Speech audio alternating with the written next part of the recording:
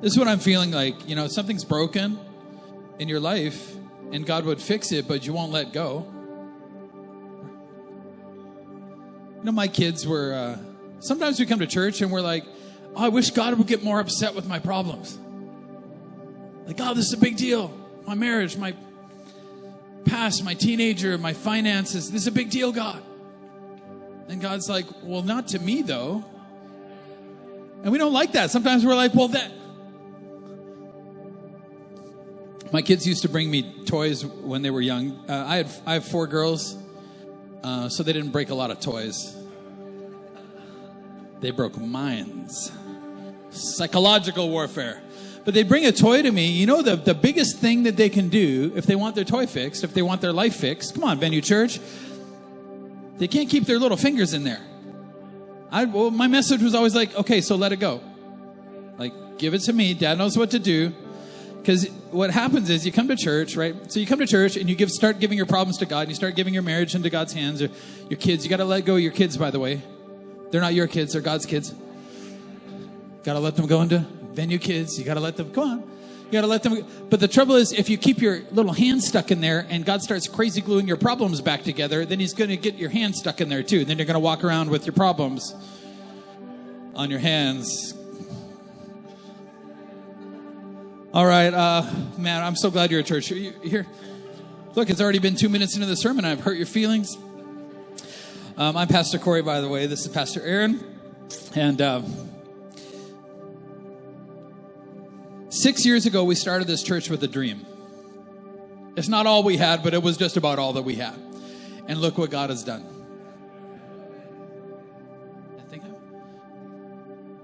Well, I don't know if you know this. We had a dream. We came here with one thing in mind. A life saved is worth everything. And it cost our family a lot of pain to come here. And it cost the people that came with us a lot of pain. I mean, crazy amounts of it. And we said we'd come for one. Well, we baptized like 180 plus, I think, so far.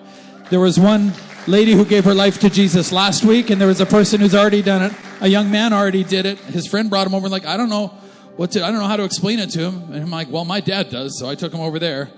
And somebody already did it today. It starts with a dream, though. It just starts with a dream. It starts with a dream. We had 104 kids at the youth wind-up on Thursday. Like 104, like, oh my, come on, this is Airdrie. This is not a big place. That's incredible. We secured next door so we can actually handle more kids in VBS as well. And so that's happening in July. So get your kids signed up. It's going to be a limited amount of space still, but it's going to be great. We can do events like Canada Day. We're in the parade. We're doing barbecues. Scan the QR code. Get involved. We have a pig roast, a vegan one, if that's your jam. Sorry, guys. Don't look at me. We also have a slip and slide coming to that. That's like a church-wide picnic out at the Petka's farm. And so we invite you to that. I think all the information that you need is on the QR code. The week after, we're doing a big Stampede breakfast. And so get involved. Don't just spectate. I'm going to be talking about that a little bit today. All right. My sermon title today is Dream Work Makes the Team Work. Thanks, John.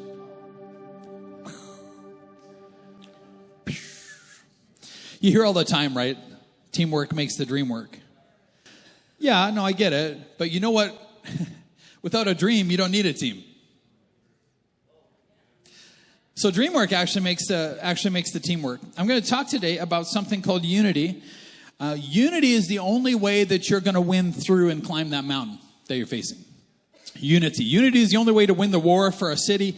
Unity is the only way to win the war in your home or over your finances or with the people. It's the only way is unity. Is the only way to build that thing is unity. Now, because you're Canadians, you don't know what unity is. So let me explain it to you. You don't know what that means. You think that unity means agreement. You think unity means that when everybody agrees with your opinions about everything. Because this is like Canadian culture, right? It's like build consensus, build consensus. I think we build so much consensus that by the time we agree on anything, the denominator is so low that nobody cares anymore. Like, hey, but we're super nice. But we didn't do anything. Agreement is not unity. How do you think that we can have a church full of strong-willed individuals? Some of y'all are like people, and you're like, hey, I'm just here to get along. I'm like, I'm here to get some crap done. And we get strong-willed people together in the same room who don't always agree, but we have unity. Right. Okay, so unity is pretty powerful. I think we spend too much time trying to plan out the perfect plan. Try to get all the information, you know. You read all the books about marriage, and then you get married and realize you don't know anything about marriage. Right? Like my parents had a great marriage, and I'm like, oh, I'm learning by a bunch of my mistakes, you know. You think that you know how to raise kids, and you read all the books about children until you have real ones. Then you realize, who are they writing about? Because it's not like real kids. There's a lot of people want to consult parent your kids, by the way. You know what's better? Just look at their kids. Be like, you have a 20-year-old kid? Oh, come on. Don't shout me down, Venue Church. Oh, look, can I just have coffee with your kid who's 20? Before I take your advice about... All right. Is this for somebody else? Without unity, you can't win the war, but it starts with a dream. You know, when I was a kid, we lived in Pasadena for a bit. And I saw all these cars driving by my house. And I had a dream, and I'm like, nobody on this whole block is hitting these cars with sprinklers driving by. And I had a dream. Was it from the Lord? Maybe. And like every dream, dreams can't be accomplished with just the person with the dream, by the way. So every dream needs like a foot soldier, a little brother, who's kind of expendable. Because look, every commander has got needs a foot soldier that gets shot in the face. Now, so I sent my brother out there. I'm like, Ryan, nobody's hitting these cars with a sprinkler. That's our job. That's what we're going to do. And Ryan's like, it is what we're going to. I'm like, it's what you're going to do. And so I sent him out there on the edge of the lawn. So he starts like pointing the sprinkler. It's one of those like, you know. So he starts like pointing it at cars going by. Now, the reason that I had to be in the safety of the porch is because that's where the valve got turned on. And commanders are more valuable than foot soldiers. We could always like figure that out. But so I had to turn it on and get the timing. So we tried on a few cars and we didn't get the timing because I had this like steel rod that opened the valve. And so I'd like open it up and then I'd have to shut it down. So we tried it a few times, and then a convertible. It's just like an angel just directed this convertible down this like beautiful convertible. This guy driving his car. You know, anybody got a nice car they love? And it's just like, oh, the top's down. It's beautiful. It's Los Angeles. Driving down there, and we got him. Just now, this is as far as we had thought about. And then the brake lights came on, and then he backed up. And so Mom said the front door slammed open. I went tearing through the house and up the orange tree in the backyard. Then the door slammed open again a second later because it took Ryan a little while to come in because Ryan was kind of on the front line there. And then he slammed it because Ryan's an idiot. He went and hid under his bed. And I'm like, well, that's hard to find.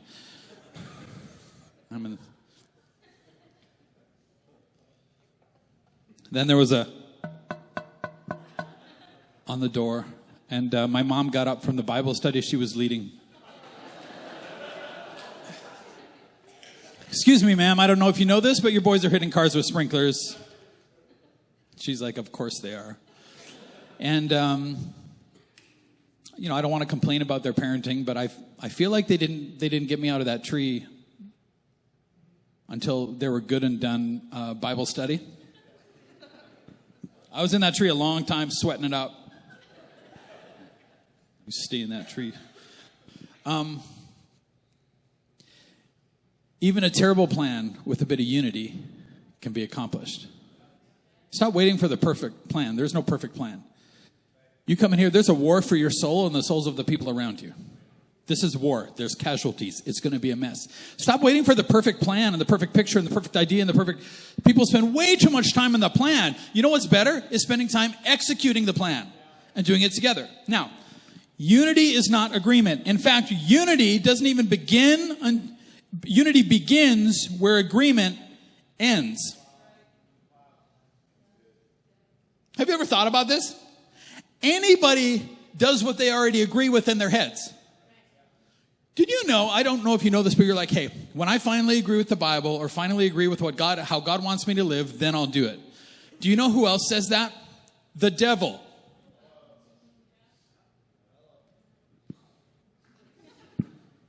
The devil would do that too if he agreed with it. You know, God doesn't care if you agree with him or not. He just wants you to obey him so he can bless you. He says, my thoughts aren't your thoughts. Like, clearly, I've been watching your life, and it's not working, Eric. And most of Eric's prayers are trying to get God to agree with him so that he feels good, but God wants Eric to... Watch.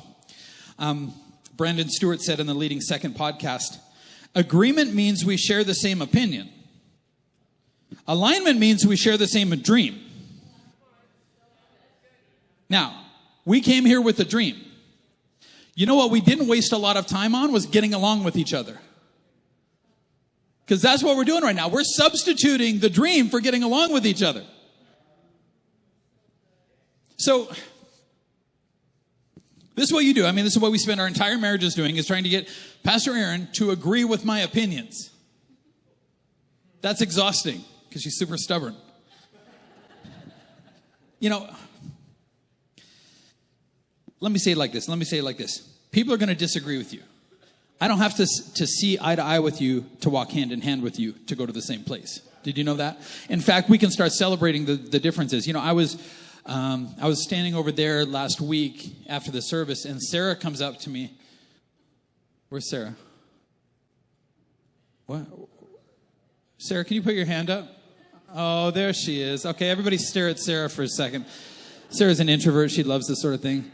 So Sarah says to me, hey, Pastor, you remember that shirt I was wearing last week? She's like, I actually like your shirt this week. And I'm like, oh, actually, oh. That's weird. And then she says, I'm normally with Anita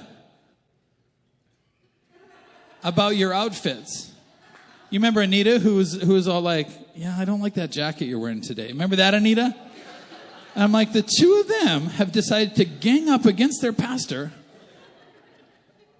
I'm like, really? But you approve of this shirt? And I'm like, well, here's the funny thing. It's like, nobody cares what the two of them think in the church. If you want to know if your outfit is good, talk to Layden. That's odd. I'm like, you like it? You don't like it? I'll go change. I got different shoes. That's not bad. You're like, well, you seem to be giving a lot of street cred to Layden. I'm like, it's the only thing he's good at. So, like, everybody got something. And so I'm thinking, like, so they don't like my outfits. I mean, what do you think about this outfit? You know, I said to Pastor Aaron, have I shared this already? I said to Pastor Aaron, she goes, oh, I like your blue sweater this week. And I'm like, yeah, it's just missing some things on the back. And she's like, what? I'm like, pentagrams and the number 666. Were you here last week with the jacket she got me for Father's Day that I can't wear because it's like full of the devil? I'm like, take that thing back. And I asked her this morning, I said, do I get another jacket or do I just not get that jacket? And she's like, well, I got it at the thrift store. So I'm like, what? So you bought a jacket with like the devil on the back that I don't get anything because you got a satanic jacket for the pastor? Yeah, I got some shoes. That's true. Forgot about that. See, they don't like my outfits, but I'm still their pastor, right? They're just super ungrateful. Here's the thing. Conflict is not the enemy if you share a same dream. It can actually connect you. Because it's funny. Because I'm like, my purpose in life is not to get them to like my outfit. My purpose in life is to walk and get this dream of reaching our city and maybe get into our province and our nation together. I don't like my outfit or not. Let's go. You know? Conflict. See, when you come to church, you start as a spectator and you start as kind of a consumer. We're trying to get you hooked on a dream. Because people who have a dream can sacrifice anything.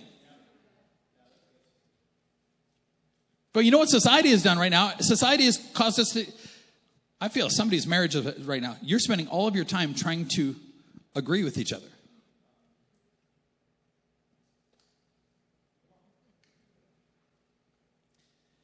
When you're not getting along, do you know where your time is better spent?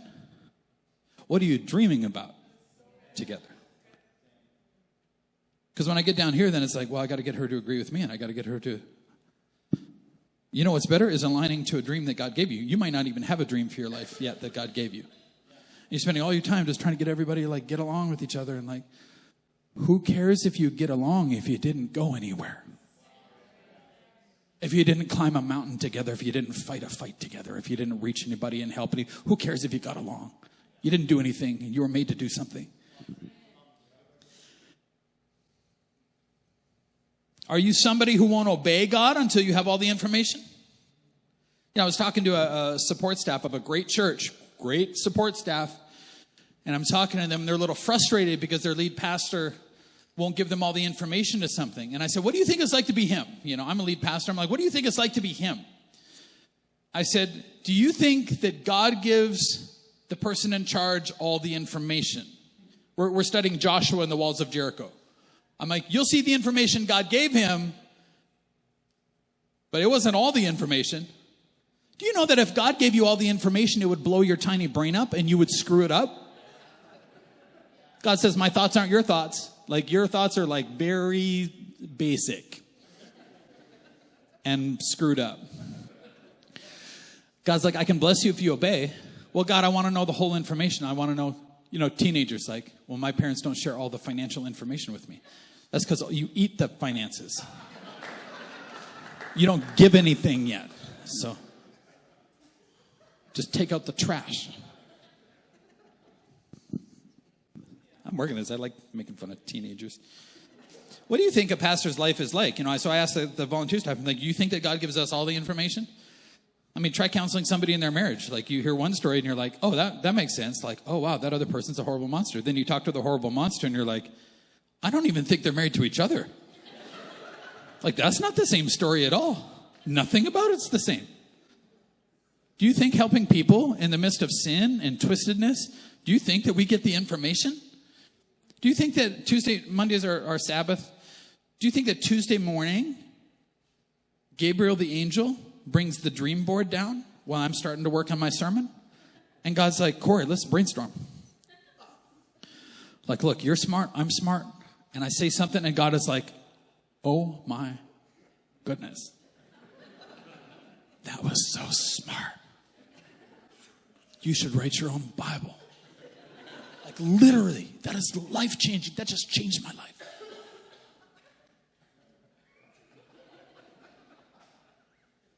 This is how my sermon prep goes. I get 1% on Tuesday. And it takes me about 2 hours. I got like, okay, where do you want me to go? Is there a scripture you want me to preach? Is there a story that I can kind of tie tension to create? And then like Tuesday, Wednesday I come in and I'm just kind of getting a little more. Then I'm starting to understand Wednesday that I don't really understand the sermon.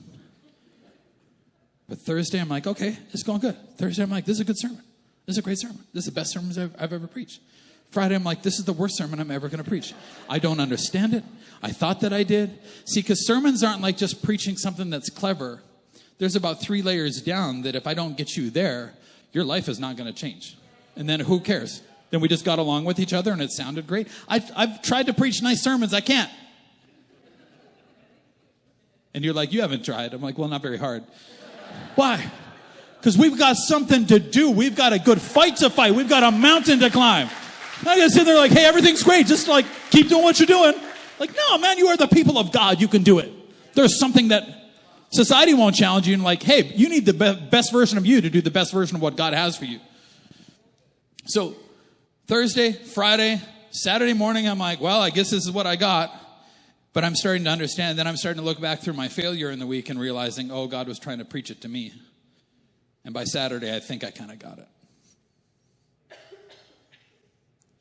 Look, if you never fail, you don't need a sermon, do you? This would explain your last week and your next week, by the way. Unity. It begins where agreement ends. I've never had all the information about any decision I've ever made in the church or in my home. How do you make decisions, Pastor? You have a high success rate of decisions. Jesus, help. I don't know what to do. Go over and talk to Aaron Edwards today. Just fire him a text. Like, why? And God's like, just fire him a text. Like, okay. You find out like, oh, he's had a bad week of work. Oh, that was encouraging. Okay. Look, you can be smart or you can win. but you're not really that smart. So I'd rather just, all right. There are walls in relationships. See, Joshua follows the plan and the walls go down. There's walls in your relationships right now that are up because you're trying to get everybody to agree with you. That's not the point.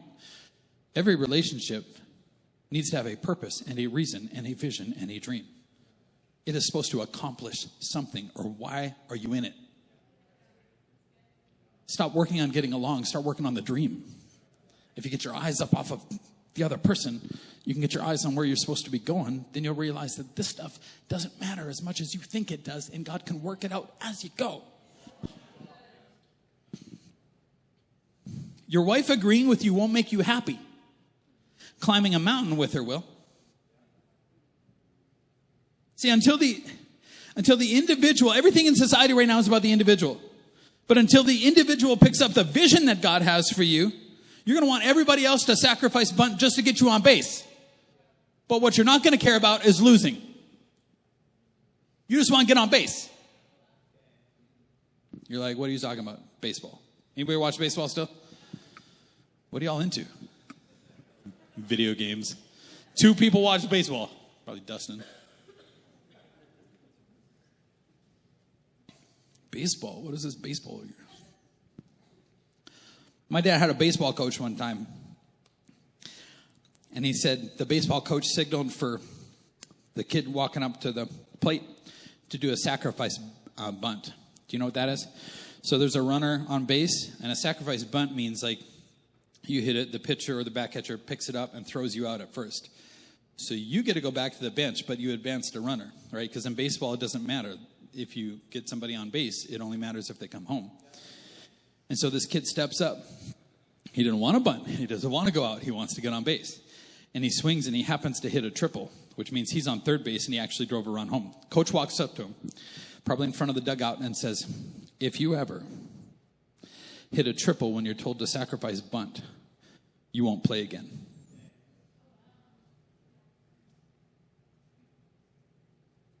Think about football. If this is all about you, you're going to lose because the devil has 11 players and there's one of you. So it doesn't matter, like, are you going to trick him? You're going to, like, shoulder shake? You're going to, like, throw it to yourself? He's got it covered.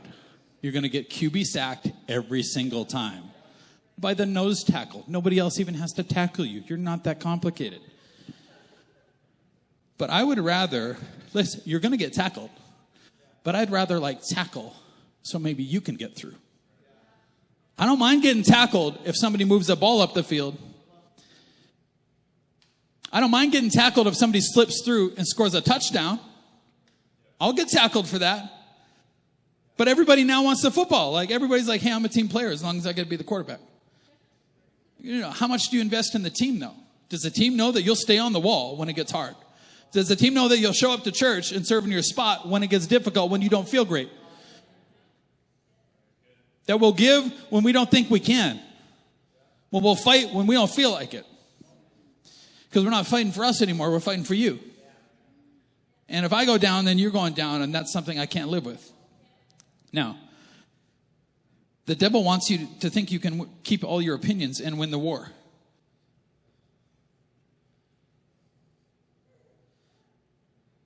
Watch this. The only way for you to win is for the team to win. That's the only way for you to win, is if your team wins. When your team wins, you'll win. You're like, well, but God is like, if your team wins, you'll win. If you help people find their purpose, I'll make sure you find your purpose. If you help people come and get forgiven and healed of their past, I'll make sure that that happens to you as you help the other people. See, people with no dream fight their own team. This is why it might have kept you out of church a long time, because Grandma's church was full of a bunch of old gossipy church people. Come on, church people, say amen. They get weird because you were built to fight. And if you're not engaging the enemy, sooner or later you're going to start engaging the people sitting beside you in your own home. That's why you're the worst at home. It's easier to hit somebody that's supposed to act like Jesus. Come on. You are made to fight. And if you're not fighting the devil, you will start fighting the people around you. You will start engaging. You'll start tackling your own teammates so you can get on base. Now, How does God, it is good preaching. Thank you, Layden. Thank you. Was that you that said that? It was you who said that. You like the shirt? What do you guys think of this shirt? What'd you say? You like blue?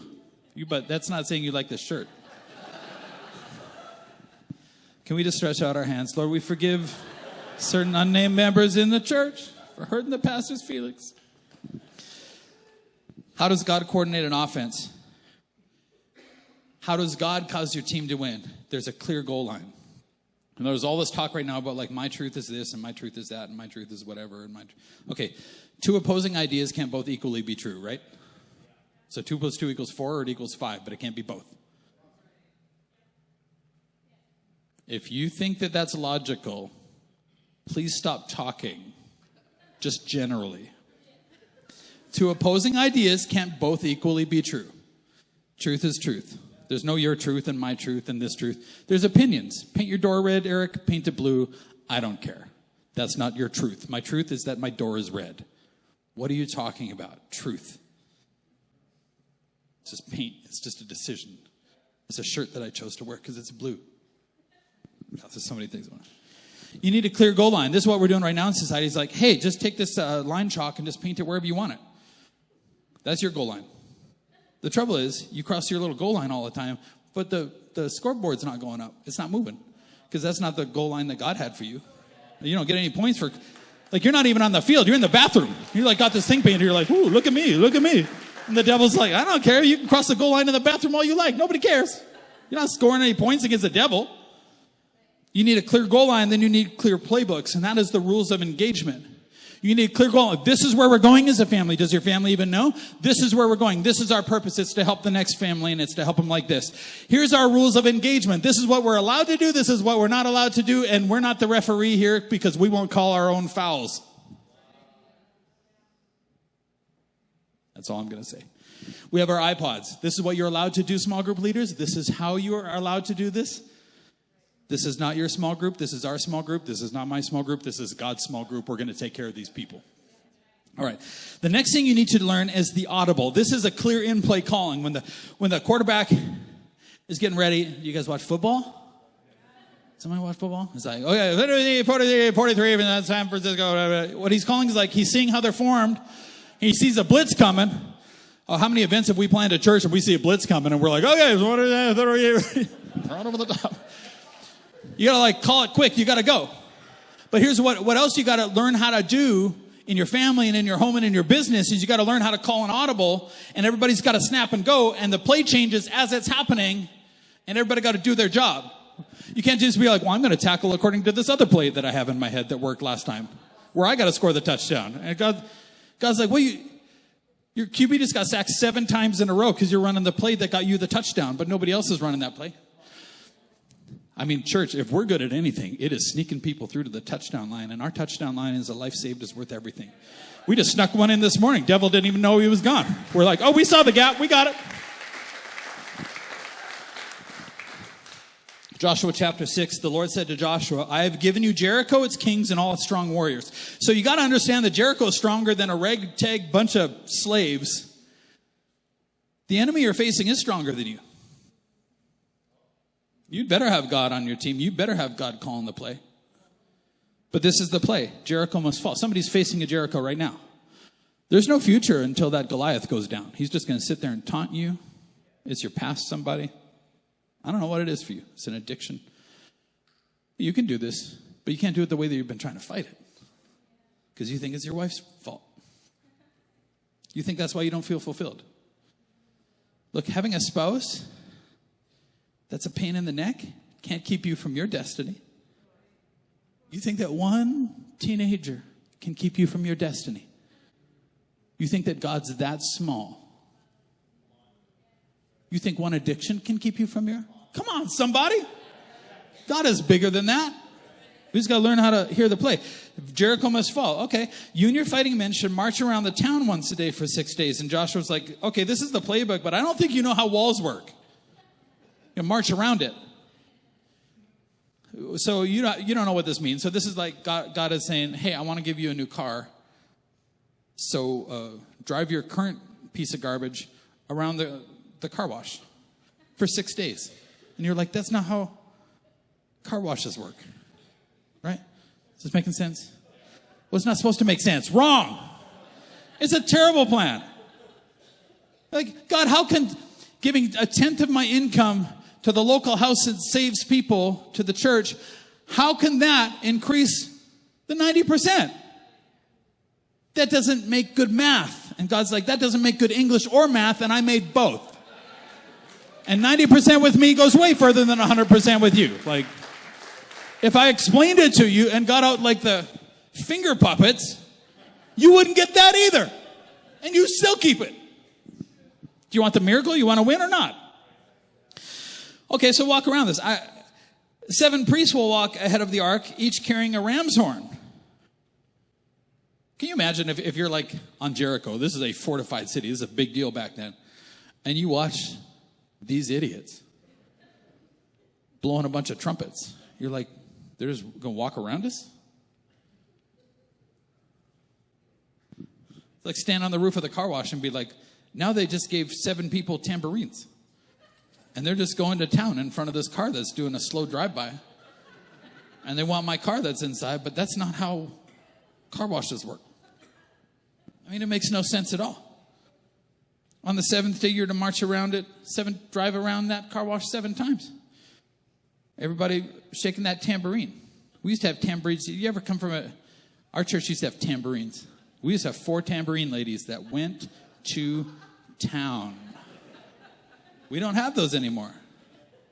The tambourines lady came to me and said, I don't know where my tambourine is. And I'm like, somebody must have put it away, maybe. It wasn't a lie. Somebody put it away where it needed to be. March around 7 times. When you hear the priests give one long blast on the ram's horns, have all the people shout as loud as they can. So this is like, okay, so 7 times. It's the last day. We're going to go around 7 times. Everybody shake that tambourine. And the last time, shake the tambourines and just lean on the horn and have everybody scream at the top of their lungs too. See, you want the plan where you come out looking dignified. Where you come out looking like the amazing dad. Look, either God's parenting your kids or you are. So,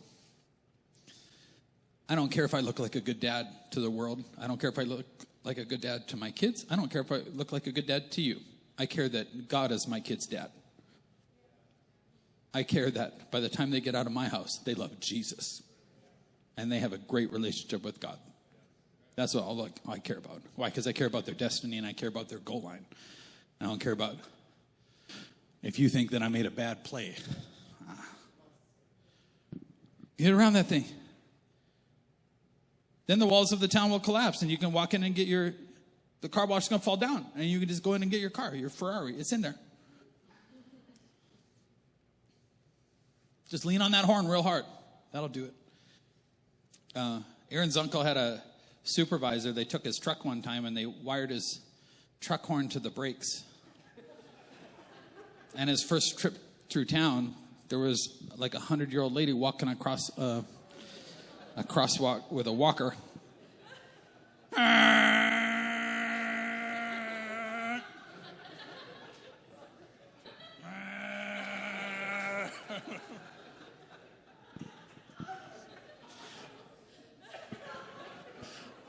Look, Christian, you're going to look like an idiot, but you can get a touchdown looking like an idiot. Come on, you're clapping for looking like an idiot. That's pretty good. So Joshua called together the priests and said, take the ark of the Lord's covenant and assigned 7 priests to walk in front of it, each carrying a ram's horn. So now we've got the goal line. Jericho must fall. Now we've got the playbook. Okay, this is crazy, but this is what God wants you to do. Then he gave orders to the people, march around the town. Okay, this is the playbook. Then he says in verse 10, do not shout, do not even talk. Not a single word from any of you until I tell you to shout, then shout. Now, we don't see that God told him to say this, right? So this is when pastor is running a play and we see a blitz coming.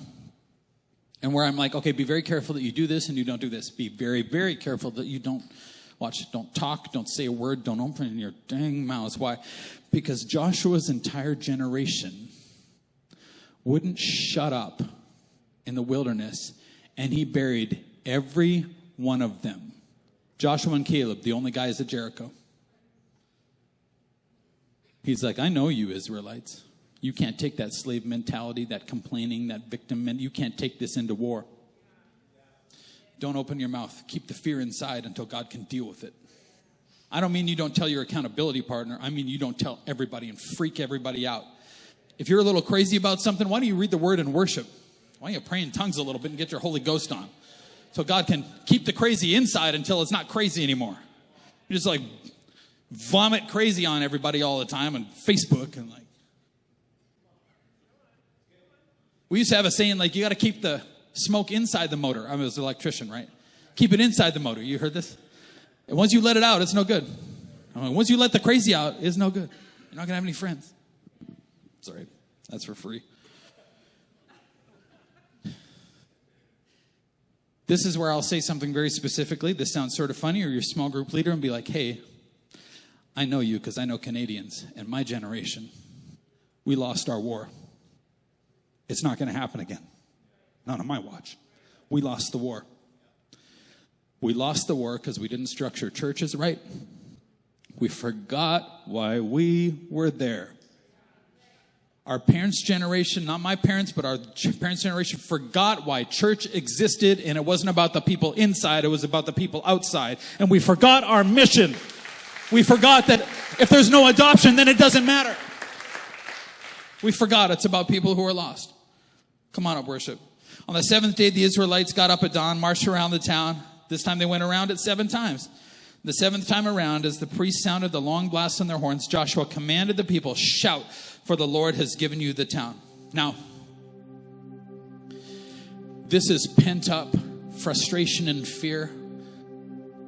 They have kept their opinions quiet long enough for God to redeem their minds and their hearts. And they have unity because they just did what God through Joshua told them to do. And they were unified. Nobody opened their mouths. They were unified. God's like, I can pour a move of God out on these people. I can do a move on these people because they're not going to think it's them. There comes a time when somebody here has been dealing with great fear for a long time. And today God is like, I want you to open your mouth when I tell you to open your mouth. And you can let the frustration out there, but you need to give it to me now. It needs to be mine now. This burden needs to be mine now.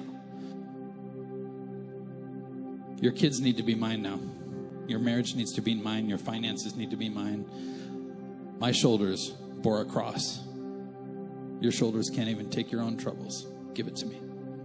Just be my child. Just do what I ask you to do.